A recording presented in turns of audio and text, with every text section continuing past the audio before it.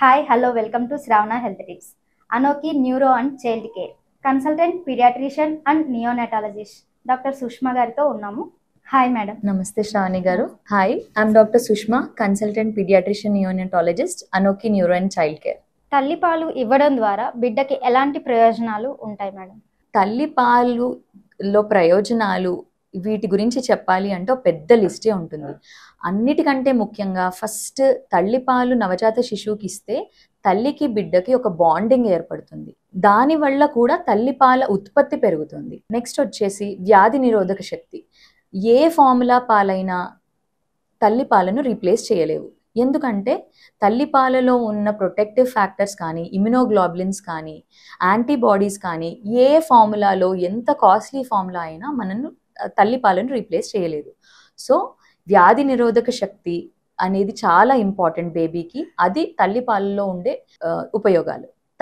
శిశువులకి మేధోశక్తి కూడా పెరుగుతుంది. అంటే తల్లిపాలు తాగిన ఒక బేబీ ఫార్ములా పాలు తాగిన బేబీని కంపేర్ చేసుకుంటే తల్లిపాలను తాగిన baby IQ almost 6 to 7 times high ఉంటుంది అని రీసెర్చ్లో ప్రూవ్ చేయబడింది.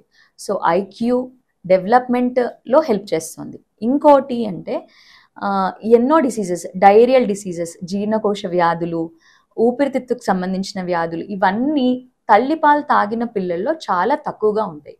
ఇవన్నీ కాకుండా కూడా మలేరియా లాంటి డిసీజెస్, జన్యుపరమైన డిసీజెస్, ఇంకా ఎన్నో డిసీజెస్ తల్లిపాలు తాగడం వల్ల ఆర్ ఇవ్వడం వల్ల ఎంతో కొంత రెడ్యూస్ చేయొచ్చు. అప్పుడే పుట్టిన బిడ్డకు తల్లిపాలు ఎంత సమయంలో తాగించాలి మేడం? అప్పుడే పుట్టిన బిడ్డ కాన్పు నార్మల్ డెలివరీ అయినా, సిజేరియన్ సెక్షన్ అయినా వీలైనంత త్వరగా తల్లిపాలు బిడ్డకి అందించడం అన్నిటికంటే శ్రేయస్కరం. నార్మల్ డెలివరీలో మహా అంటే ఒక అర్ధగంట లోపు, సిజేరియన్ అయ్యి తల్లిని ఒక నార్మల్ రూమ్కి షిఫ్ట్ చేసే లోపు, అంటే 3 నుంచి 4 గంటల లోపు తల్లి బిడ్డకు పాలు అందించడం శ్రేయస్కరం. తల్లిపాలు బిడ్డకి ఎంత సమయంలో ఫ్రీక్వెంట్గా ఇవ్వాలి మేడం? ఓకే శ్రావణి గారు, తల్లిపాలు ఎంత ఫ్రీక్వెంట్గా ఇవ్వాలి అంటే ఆన్ డిమాండ్ ఫీడింగ్ అంటారు. ఆన్ డిమాండ్ ఫీడింగ్ అంటే బిడ్డ ఏడ్చిన ప్రతిసారి ఫీడింగ్ ఇవ్వడం శ్రేయస్కరం. కరెక్ట్గా ఇంకా అవర్స్లో చెప్పాలి అంటే 2 hours ఒకసారి, 3 hours ఒకసారి ఇవ్వచ్చు. ఈ బేబీ పడుకుందని చెప్పి కొన్ని గంటల పాటు పాలు ఇవ్వకుండా ఉండడం మాత్రం తప్పు. మోర్ దెన్ 2 hours, 2 గంటలు 3 గంటలు దాటి మాత్రం ఉండకూడదు. అది నవజాత శిశువులకి ఎవ్రీ 2 hours తల్లిపాలు ఇవ్వడం శ్రేయస్కరం. ఫార్ములా ఫీడ్ అనేది బేబీకి ఎలాంటి సమయంలో ఇవ్వాల్సి ఉంటుంది మేడం? ఫార్ములా ఫీడ్ అనేది మ్యాక్సిమం అవాయిడ్ చేయడానికి ట్రై చేయాలి.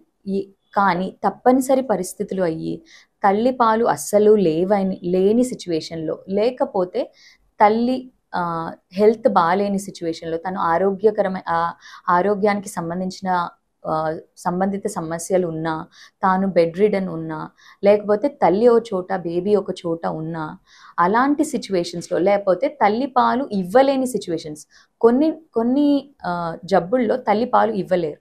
అలాంటి సిచ్యువేషన్స్లో ఫార్ములా మిల్క్ని ఇవ్వచ్చు. కానీ అది ఒక లాస్ట్ ఆప్షన్లా పెట్టుకోవడమే బెటర్. తల్లిపాలు అస్సలు లేకుండా బేబీకి గ్లూకోజ్ తగ్గిపోవడం, దాన్ని హైపోగ్లైసిమియా రావడం, లేకపోతే బేబీకి ఫిట్స్ రావడం, ఇలాంటి కాంప్లికేషన్స్ వచ్చినప్పుడు మాత్రమే ఫార్ములా ఫీడ్ ఇవ్వడం బెటర్. కొలెస్ట్రాల్ అంటే ఏంటి మేడం? శ్రావణి గారు, కొలెస్ట్రాల్ అంటే తల్లికి ఫస్ట్లో మొదటిగా వచ్చే పాలని కొలెస్ట్రాల్ అంటారు. దాన్ని లిక్విడ్ గోల్డ్ అంటారు. అంటే దాంట్లో ఉన్న ఉపయోగాలు ఎన్నో చెప్పలేము. సో దాన్ని బేబీకి అందించడం, అది కేవలం 2-3 చుక్కలైనా పర్వాలేదు, few drops also is very valuable to the baby. So కొందరికి కొన్ని పద్ధతుల్లో, మూఢనమ్మకాల్లో ఆ మురుపాలను తీసేసి పడేస్తారు. అది పాలు కాదు, బిడ్డకి ఇవ్వకూడదు అని పడేస్తారు. అది చాలా పెద్ద తప్పు. ఆ ఫ్యూ డ్రాప్స్లో కూడా చాలా యాంటీబాడీస్, వ్యాధి నిరోధక శక్తిని పెంచే ఎన్నో క్వాలిటీస్ ఉంటాయి. సో ఖచ్చితంగా ముర్రుపాలు బేబీకి అందించాలి. అది మొదటి అర్ధగంటలో కానీ, లేదా పుట్టిన 2-3 గంటల్లో కానీ నవజాత శిశువుకి కొలెస్ట్రాల్ లేదా ముర్రుపాలని అందించడం చాలా హెల్ప్ఫుల్ అవుతుంది. బిడ్డ పుట్టిన వెంటనే తేనెని తాగిపిస్తారు మేడం చాలా మంది, అది ఎంతవరకు కరెక్ట్ అంటారు? బిడ్డ పుట్టిన వెంటనే కొన్ని కమ్యూనిటీస్లో బిడ్డకు తేనెను పట్టించడం లేదా తేనెను నాకించడం చేస్తారు. అది కంప్లీట్లీ ఒక తప్పు పద్ధతి అనే చెప్పాలి. ఎందుకంటే తేనె ఒక భద్రపరిచిన వస్తువు. అందులో మెయిన్ క్లాస్ట్రీడియం బాటిలిన్ అనే ఒక టాక్సిన్ ఉంటుంది. అది బిడ్డకు అసలు మంచిది కాదు. సో నీళ్లు కానీ తేనె కానీ అసలు బేబీకి తల్లిపాలు తప్పించి మొదటి 6 నెలల వరకు ఏది ఇవ్వకూడదు. తేనె నాకించే పద్ధతిని ఎంత ఆపితే అంత బెటర్. మొర్రుపాలు తాగించకుండా దాని ముందు ఏవైనా ఇవ్వడం అంటే ప్రీలాక్టియల్ ఫీడ్స్, అవి ఎట్టి పరిస్థితిలో బేబీకి ఇవ్వకూడదు. తల్లిపాలు గడ్డలు కట్టకుండా ఉండాలంటే ఎలాంటి జాగ్రత్తలు తీసుకోవాలి మేడం? ఒకవేళ తల్లిపాలు గడ్డలు కట్టి ఉంటే ఎలాంటి ట్రీట్మెంట్ తీసుకోవాలి? తల్లిపాలు గడ్డలు కట్టడం అనేది కొందరు మదర్స్లో జరుగుతుంది. అది ఎందుకు జరుగుతుందంటే బేబీ పాలు ఫ్రీక్వెంట్గా తీసుకోకపోవడం వల్ల మెయిన్గా, అంటే పాలు రొమ్ము లోపనే ఉండిపోయి అవి గడ్డలు కడుతుంది. బేబీకి ఫ్రీక్వెంట్గా పాలు ఇవ్వడం ఫస్ట్ మదర్ చేయాల్సిన పని. అది చేస్తే అసలు పాలు గడ్డలు కట్టవు. లేదు ఏదైనా సిచ్యువేషన్స్లో పాలు గడ్డలు కడితే మదర్కి చాలా పెయిన్ ఉంటుంది అండ్ రొమ్మంతా రెడ్ అవ్వడం కానీ ఆ గడ్డలు అవ్వడం కానీ అవన్నీ జరుగుతాయి. తర్వాత తనకి చాలా ఫీవర్, జ్వరంగా ఉండడం, చలి రావడము, పాలు గడ్డలు కట్టి ఆ తర్వాత ఇన్ఫెక్షన్ అయ్యి దాని నుంచి చీము రావడం, ఇవన్నీ జరుగుతాయి. దాన్ని క్లాట్ డక్ట్ కానీ లేకపోతే మాస్టైటిస్ అని కానీ అంటారు. ఇవన్నీ జరగకుండా ఏం చేయగలుగుతాము అంటే ఫ్రీక్వెంట్గా తల్లి బేబీకి పాలు ఇవ్వడం, లేదా పాలు ఇవ్వలేని సిచ్యువేషన్స్లో పాలను తీసి భద్రపరచచ్చు, లేదా వేరే శిశువుకి ఇవ్వడం, ఇవన్నీ చేయొచ్చు. లేదు పాలు గడ్డలు కట్టాయి, తల్లికి మాస్టైటిస్ కానీ ఈ క్లాక్ డక్ట్స్ కానీ ప్రాబ్లం వచ్చేసిందంటే తను ఫస్ట్ ఇంట్లో చేయాల్సింది పెయిన్ ఉన్నా సరే ఆ పాలను ఎక్స్ప్రెస్ చేసేయడం, మళ్ళీ ఇంకా గడ్డలు కట్టకుండా చూసుకోవడం. లేదా ఒక హాట్ ఫర్మెంటేషన్ అంటే ఏదైనా వేడి క్లాత్తో తాను ఆ గడ్డలు కట్టిన ప్లేస్లో పెడితే ఆ పాలు గడ్డలు అనేది నిదానంగా కరిగి బయటికి తీసేయచ్చు. ఇంకా కూడా ఇన్ఫెక్షన్ ఎక్కువయ్యి మాస్టైటిస్ అయింది, పస్ అవుతుంది అన్నప్పుడు ఖచ్చితంగా అప్పుడు మీరు డాక్టర్ని కలిసి యాంటీబయోటిక్స్ తీసుకోవాల్సిన సిచ్యువేషన్ వస్తుంది. తల్లి బిడ్డకి పాలు ఇవ్వడం అనేది ఎలాంటి పొజిషన్స్లో ఇవ్వాలి? అంటే ఒక్కొక్కళ్ళు పొజిషన్స్ సరిగా ఇవ్వకపోవడం వల్ల బిడ్డకి చాలా వామిటింగ్స్ అయిపోయాయని, లంగ్స్లోకి వెళ్ళిపోయినాయి అని చెప్పేసి చాలా మంది కంప్లైంట్ చేస్తున్నారు మేడం. అంటే ఎలాంటి పొజిషన్స్లో ఇస్తే ఇది కరెక్ట్గా ఉంటుంది? తల్లి బిడ్డకు పాలు ఇచ్చే పొజిషన్ తల్లికి అండ్ బిడ్డకి అనుకూలమైన పొజిషన్లో ఇవ్వాలి. అందులో చాలా డిఫరెంట్ పొజిషన్స్ ఉంటాయి. ఫస్ట్ మెయిన్ థింగ్, తల్లి కంఫర్టబుల్ పొజిషన్లో కూర్చోవాలి, తనకు అనుకూలమైన పొజిషన్లో కూర్చోవాలి. ఎప్పుడు బిడ్డను తల్లి దగ్గరకు తీసుకోవాలి, కానీ తల్లి వంగి పాలివ్వడం కానీ బిడ్డ వైపు తను రావడం కానీ చేయకూడదు. ఎందుకంటే అలా చేసినప్పుడు తనకు అనుకూలంగా లేనప్పుడు తను కొంచెం డ్యూరేషనే ఇస్తుంది, కొంచెం సమయం మాత్రమే ఇవ్వగలుగుతుంది, లేదా తనకి తర్వాత బ్యాక్ పెయిన్ అలాంటి ప్రాబ్లమ్స్ రావడం చేస్తుంది. సో తల్లి సపోర్టింగ్ పొజిషన్లో తనకు అనుకూలమైన పొజిషన్లో కూర్చోవడం శ్రేయస్కరం. తల్లి పడుకున్నా కూర్చున్నా బిడ్డ ఒకటే పొజిషన్లో ఉంటుంది. సో తల్లి ఏ పొజిషన్లో పాలిచ్చినా బిడ్డ పడుకుని మాత్రమే ఉంటుంది. కాకపోతే బిడ్డ పొజిషన్ ఎలా ఉండాలి అంటే ఎప్పుడైనా బిడ్డ తల ఒక ఎత్తులో ఉండాలి. భుజం, మెడ, వీపు అండ్ హిప్స్ ఇవన్నీ ఒక లైన్లో ఉండాలి. అందులో కూడా తల భాగం కొంచెం ఎత్తులో ఉండాలి. ఇవన్నీ స్ట్రేట్ లైన్లో బేబీ పొజిషన్ని మెయింటైన్ చేయాలి. ఇంకొకటి చెస్ట్ టు చెస్ట్ అంటారు, అంటే బిడ్డ ఛాతి భాగం తల్లి ఛాతి భాగానికి తగలాలి. బిడ్డ టమ్మీ ఆర్ పొట్ట భాగం తల్లి పొట్ట భాగానికి తగలాలి. వీలైనంత దగ్గరగా తీసుకోవాలి, కానీ బుక్కు భాగం నొక్కిపోకుండా చూసుకోవాలి. బేబీ బ్రీతింగ్ ఎలా ఉంటుంది అని చూసుకోవాలి. ఇది మెయిన్గా బేబీని పెట్టే పొజిషన్. తల్లిపాలు ఎన్ని నెలల వరకు అండ్ ఎన్ని సంవత్సరాల వరకు ఇవ్వాలి మేడం? శ్రావణి గారు, తల్లిపాలు ఎంత సమయం ఇవ్వచ్చు అనేది చాలా తల్లులు అడిగే క్వశ్చన్. ఎప్పుడు ఆపొచ్చు, ఎంతవరకు ఇవ్వచ్చు అని. తల్లిపాలు పుట్టిన వెంటనే మొదలుపెట్టి 6 నెలల వరకు, పిల్లలు 6 నెలలు పూర్తయ్యే వరకు, 6 నెలలు పడడం కూడా కాదు, 6 నెలలు పూర్తయి 7వ నెల వచ్చే వరకు కేవలం తల్లిపాలు మాత్రమే ఇవ్వాలి. తల్లిపాలు కాకుండా ఈవెన్ మంచినీరు కూడా ఇవ్వాల్సిన అవసరం లేదు. ఎంతవరకు ఇవ్వచ్చు అంటే WHO రికమెండెడ్ 2 సంవత్సరాల వరకు తల్లిపాలు ఇవ్వచ్చు. కానీ తల్లి బిడ్డ కంఫర్టబుల్ ఉన్నారు, తల్లి ఇంకా ఇవ్వాలనుకుంటుంది అంటే తల్లి బిడ్డ కంఫర్టబుల్ ఉన్నంత కాలం ఈవెన్ 5 years వరకు కూడా ఇవ్వచ్చు. కానీ at least first 6 months exclusive breast feeding అంటే తల్లిపాలు మాత్రమే ఇవ్వాలి. 1 year వరకు ఇవ్వగలిగితే ఇంకా మంచిది. ఎక్స్టెండెడ్ బ్రెస్ట్ ఫీడింగ్ అంటే 2 to 5 years, 5 years వరకు కూడా ఇవ్వచ్చు.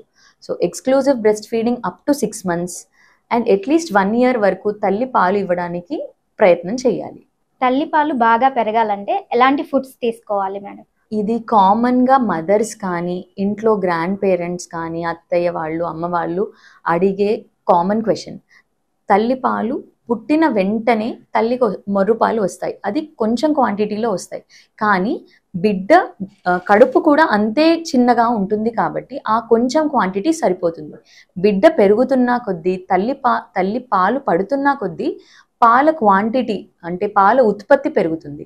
కానీ కొందరు మదర్స్కి తల్లి పాలు ప్రొడక్షన్ అనేది కొంచెం స్లోగా ఉంటుంది. అప్పుడు మెయిన్గా ఇచ్చేది న్యూట్రిషన్. తల్లికి మనం కామన్గా ఏంటంటే గర్భంలో ఉన్నప్పుడు తల్లికి బాగా న్యూట్రిషన్ ఇస్తాం, లోపల బిడ్డ బాగా పెరగాలి, వెయిట్ పెరగాలనో తల్లికి వీలైనంత న్యూట్రిషియస్ ఫుడ్ కానీ బలమైన ఆహారం ఇస్తాం.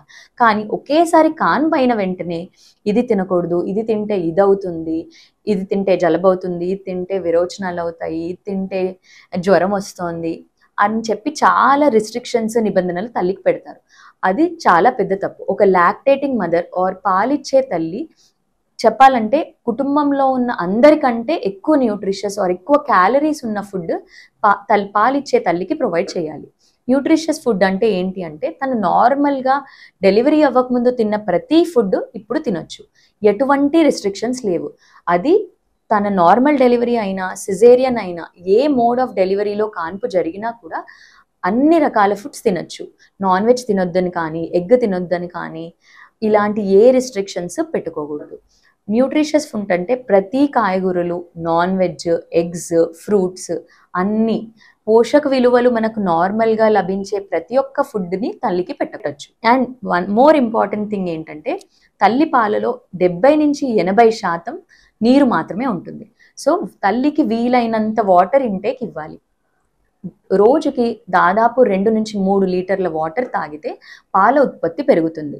తర్వాత నీళ్ల తర్వాత పోషకమైన ఆహారం, ఈ 2 ఇవ్వగలిగితే తల్లికి పాలు బాగా పెరుగుతాయి. ఇంకా కూడా చెప్పాలి అంటే కొన్ని ఇంటిలో మనం పెద్దవాళ్ళు చెప్పే పద్ధతులు ఉంటాయి. వాము తినడం కానీ మెంతులు తినడం కానీ ఇలాంటివి పెంచుతాయి. అది కానీ ఏదైనా లిమిటెడ్ క్వాంటిటీలో తినాలి. పాలు ఉత్పత్తి అవుతాయని వెల్లుల్లే పెట్టడం, దొండకాయ తింటే పాలు పెరుగుతాయని కేవలం దొండకాయే పెట్టడం, వెల్లుల్లి కారమే పెట్టడం, ఇది కాదు. పాలు పెరుగుతాయి, కానీ ఎంత క్వాంటిటీలో తీసుకోవాలి, ఎంత మోతాదులో తీసుకోవాలి అంతే మోతాదులో ఇవ్వాలి. తల్లి పాలు ఉత్పత్తి పెరగాలి అంటే కాయగూరలు, మెయిన్గా fibre rich food, water containing foods అన్నీ పెట్టాలి. కాయలు మెయిన్గా బీరకాయ, దొండకాయ, పొట్లకాయ, సోరకాయ, అందులో ఫైబర్ ఎక్కువగా ఉంటుంది, వాటర్ కంటెంట్ కూడా ఎక్కువగా ఉంటుంది, జీర్ణం కూడా త్వరగా అవుతుంది.